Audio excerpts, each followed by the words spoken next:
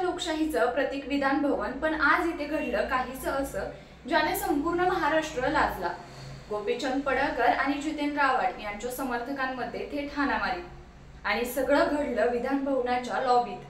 तेच पाहणार आहोत या व्हिडिओच्या माध्यमातून। नमस्कार, मी पल्लवी स्वागत करते इब्लिशच्या या विशेष व्हिडिओमध्ये। या राड्याची सुरुवात झाली काल, जेव्हा विधान भवनाच्या गेटवर गोपीचंद पडळकर आणि जितेंद्र आव्हाड आमने सामने आले। वाद वाढला, शब्द टोकाला गेले आणि सुरुवात झाली शिवीगाळीने। आव्हाडांचा आरोप होता, पडळकरांनी गाडीचा दरवाजा लाथ मारून आम्हाला इजा केली। पडळकरांनी दिलं कडवट उत्तर, तुझ्यासारख्यांना घाबरत नाही। या वादाची झलक होती काल, पण आज त्याचं रूपांतर झालं थेट हाणामारीत। विधान भवनाच्या लॉबीत दोन्ही नेत्यांचे कार्यकर्ते भिडले। धक्काबुक्की, अपशब्द, हातघाई, सगळं महाराष्ट्राच्या लोकशाहीला काळं फासणार आहे। विवादानंतर दोघंही माध्यमांसमोर आले। आव्हाड म्हणाले, मंगळसूत्र चोर ओरडल्याचं त्यांना एवढं वाईट का वाटलं?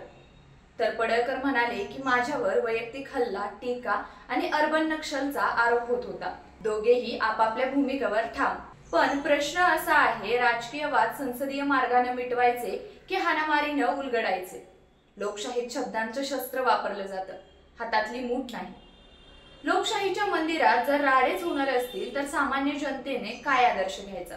राजकारण म्हणजे विकास, विचार आणि विधायक चर्चा असावी, पण जर नेतेच हातात हात उगारू लागले तर ही महाराष्ट्रासाठी लाजिरवाणी गोष्ट नाही का?